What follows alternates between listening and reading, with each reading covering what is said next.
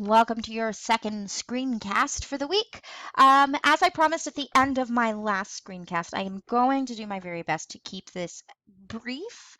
And I actually only have two major components that I'm looking at.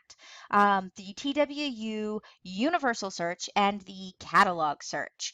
As the name Universal Search suggests, it is indeed a search that is universal. And by that, the library means it's searching through everything that is searchable via the library website.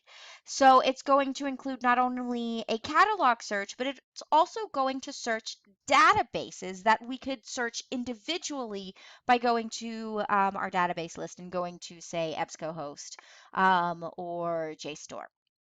So to a certain extent, there does seem to be some efficiency by searching via the TWU Universal Search.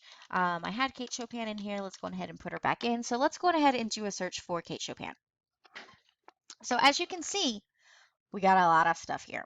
3,806 full text online sources. That's 3,806 out of a total of 3,861 hits. That's a lot.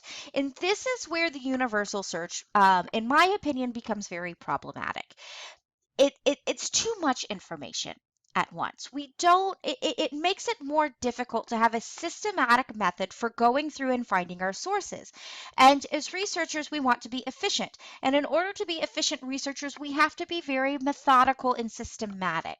So ultimately, what I recommend is doing a catalog search and then searching databases individually. That said, let's take a look at what we can find using a universal search. So here I have different ways to limit my search options. One, I can limit just by peer-reviewed journals, right? So now these are all of the peer-reviewed journals that I have access to. That's kind of nice.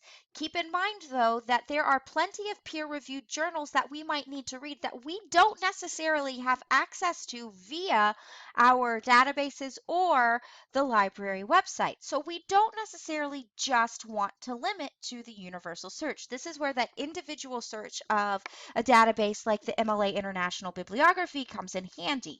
We might find we might not have access to one of the most important essays on Kate Chopin's Story of an Hour via our electronic resources. But by doing a search on the MLA International Bibliography, we might be able to find the record, right? We might be able to find the information about that source so that we can then request the source via interlibrary loan. So there again, this is another limitation. This isn't as comprehensive. Not only is it harder to slog through all of this because you've got to look through everything, right? You can't just assume that the first 10 hits are going to be exactly what you need. We really have to spend time combing through these materials. I've probably said it before, you'll hear me say it again. Research is not in any way, shape, or form instant gratification, and it shouldn't be. We are so used to being able to type in whatever we want. Who is Charlie Cox? That came to mind because I've been watching Daredevil. It's really easy to find information about people and things just by doing a Google search, but that's not the best way to do scholarly research, right? We can't expect instant gratification. We shouldn't expect instant gratification. It takes time, it takes effort. So the universal search pluses and minuses. We have a sense of all the stuff that's available via our library catalog and our electronic resources and our online books, but the universal search limits to these things that we have full text access to, which means we're not going to always have it's not always going to bring up hits for items that we need but that we don't have access to, and therefore we might not even know that we need them. So I can limit by articles, I can limit by reviews. Here we can limit by subject. That's really helpful. So let's see. I am going to limit by going to include Kate Chopin. That should be very helpful. And I'm going to include fiction. So let's see. Oh, good. So I've narrowed it down to 169 items. A lot easier to look through. When we're looking through these different hits, there's a lot of information we have available to us. Let's see. So here, for example, here's our title, Interpolation and Beyond, Kate Chopin's Her Letters. So this is telling me something, right? We want to pay attention to these titles. What is the title telling us about this source? Is the title telling me this is something I might want to read? Well, I'm not really looking at her letters. I'm thinking about the story of an hour, so this probably won't be useful for me. If I was looking at interpolation and the story of an hour, then I might want to look at this and see what this author is saying about this topic and this particular text, and maybe I shift the paradigm and apply some of the theory from this source to the story of an hour. Other information: our author, Ai Cho, our source, the explicator. That should be a familiar word to you by now. And the volume number, volume 70, issue 2 from 2012. The page numbers. Here's our publisher. So I'm getting a lot of really useful information just by looking here at this record. Let's go ahead and go back. Let's see. So we've looked at ways to limit by subject. Something else that we want to think about is limiting by date. This is not to say that a resource published in 1981 is too old to use. What I am trying to suggest by limiting dates is that we want to make sure we're participating in the current conversation. If all of our sources come from the 1980s, we're missing everything that's happened since the 1980s.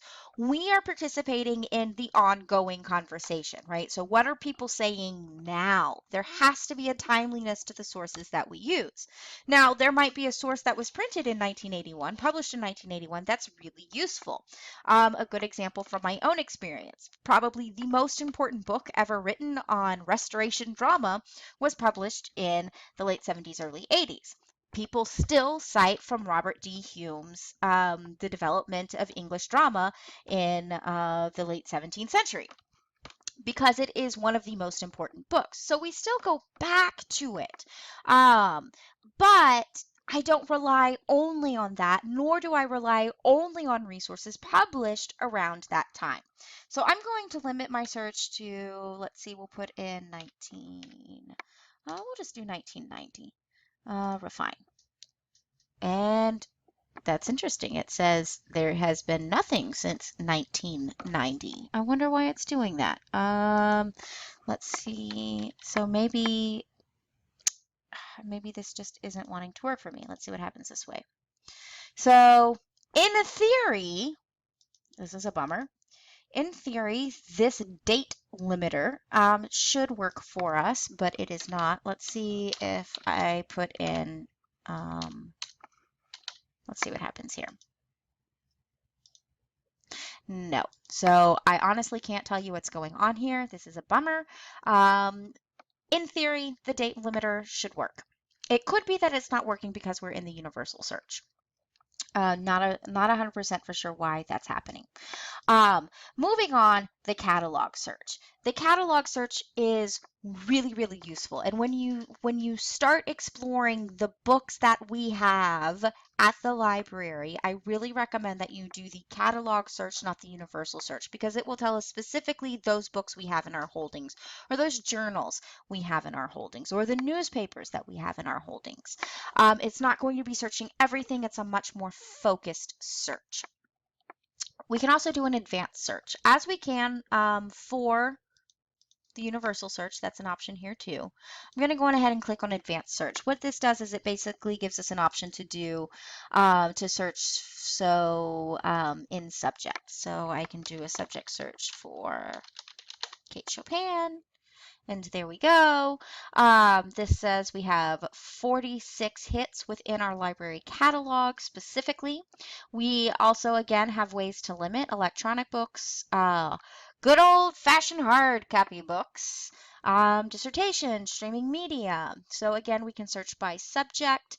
It could be helpful for us to select some of these subject searches down here. Um, so much more limiting. We could also do, let's say, what is something else that we want to look for? Um, let's see what happens if we do story of an hour. So, short stories for students. So basically, these are the two hits that we get that specifically talk about or include the story of an hour. I'm guessing, I'm not exactly sure what this guy is, to be perfectly honest, but here's an anthology that most likely includes the story of an hour. So let's try this. Let's do short fiction. And we have no hits. Let's try, let's do a search for Kate Chopin and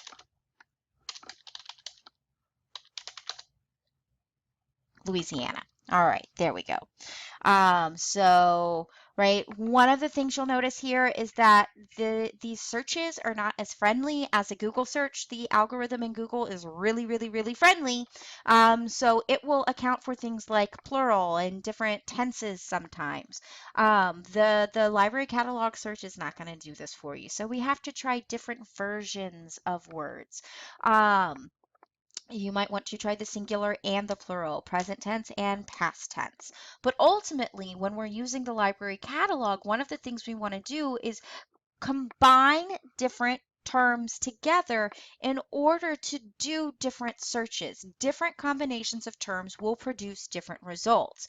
You will probably find a lot of overlap as you're doing your searches, but you might find differences in the search results that in the results that your searches produce. So we do want to vary them, and again combine these different search terms. Um, uh, so right, if we did Kate Chopin in Louisiana, we get a certain number of hits. If we do literature in Louisiana, we get a certain number of hits. But it could be that combing through literature in Louisiana, we find a book that might in some way talk about Kate Chopin, but that doesn't have Kate Chopin listed as a subject, therefore it comes up in a library catalog search. We have ways to limit over here. Let's see if this will limit for us. So it could be that the universal search won't allow you to limit, but that you can use the date limiter in the catalog search. So again, some different ways to limit our search here. That's the basics. Really, that's the basics of using the library catalog versus using TW Universal. The best way to get to know these resources is to play around with them and to do different searches for them. The more you practice doing searches for secondary sources, the better you'll get at it, right? It takes a little time to figure out the different kinds of searches that you ultimately need to do and how to do these searches. As with everything else we've been doing this semester, it's a skill and it takes time to hone that skill. One way to figure out some of the search terms you might want to do is to actually do a Google search first. Whoa. So doing a Google search, even, and I'm going to actually say this, even going to Wikipedia and seeing important terms that we find here can help us figure out the terms that we want to use when we do searches here. So Google can be your friend. Of course, we don't want to cite Wikipedia. It's not a reliable source. We don't know who's done the editing. We can't depend on it, but we can use it to help us get started, absolutely, much as we can use a Google search to help us get started. That's all I got for you. I apologize. I had promised that I wasn't going to take up the full 15 minutes, but it appears that I have taken up the full 15 minutes. I feel like I owe you not only an apology, but perhaps some kind of treat. I will try and remember to bring something on Tuesday. I hope you have a wonderful rest of the week, and I hope you enjoy the rest of this week's module.